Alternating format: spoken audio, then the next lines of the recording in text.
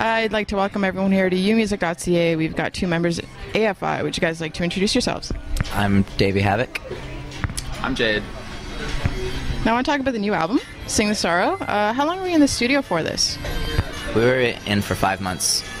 5 months. Was this unusual for you? Do you usually do things a lot quicker than this? Yes. Yes, we do.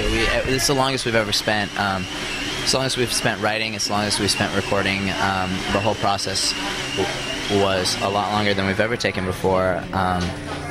But it was really nice because we were afforded more time than we had ever been given before, which really resulted in us being able to reach a place with the end product that we've never really been able to achieve before, sort of level of satisfaction on our part.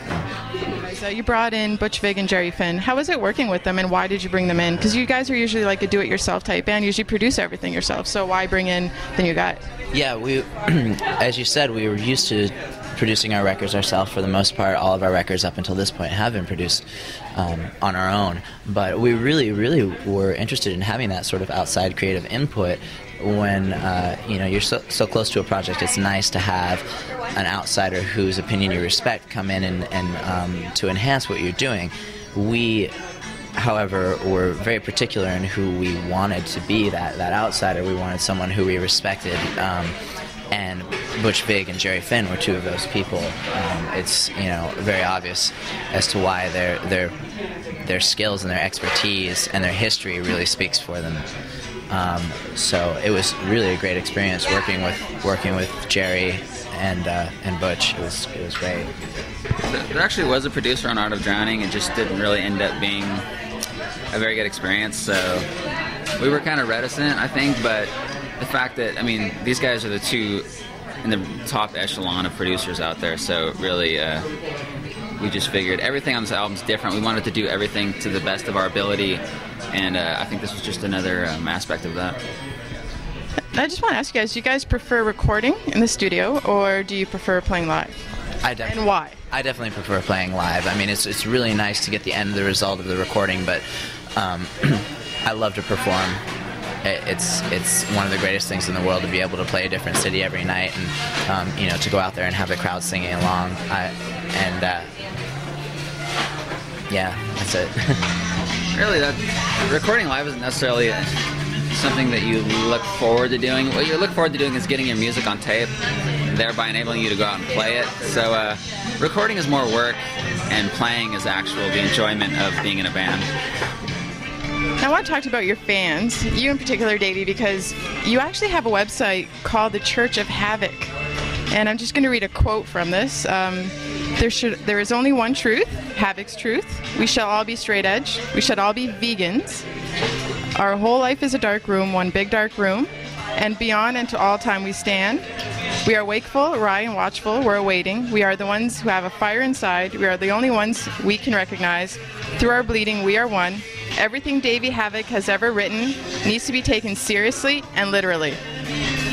These are some pretty heavy words and some pretty heavy statements. How does this affect you? I love my children very much, wholly, and I think that and many other examples, that you could draw from, not from such extreme ends as the church, is just kind of an indication that I think people gravitate toward us on that level because there's an honesty in our music, and there's emotion that's in our music that is very real, that appeals to a certain group of people who may not have that sort of honesty and have that emotion in other facets of their lives. I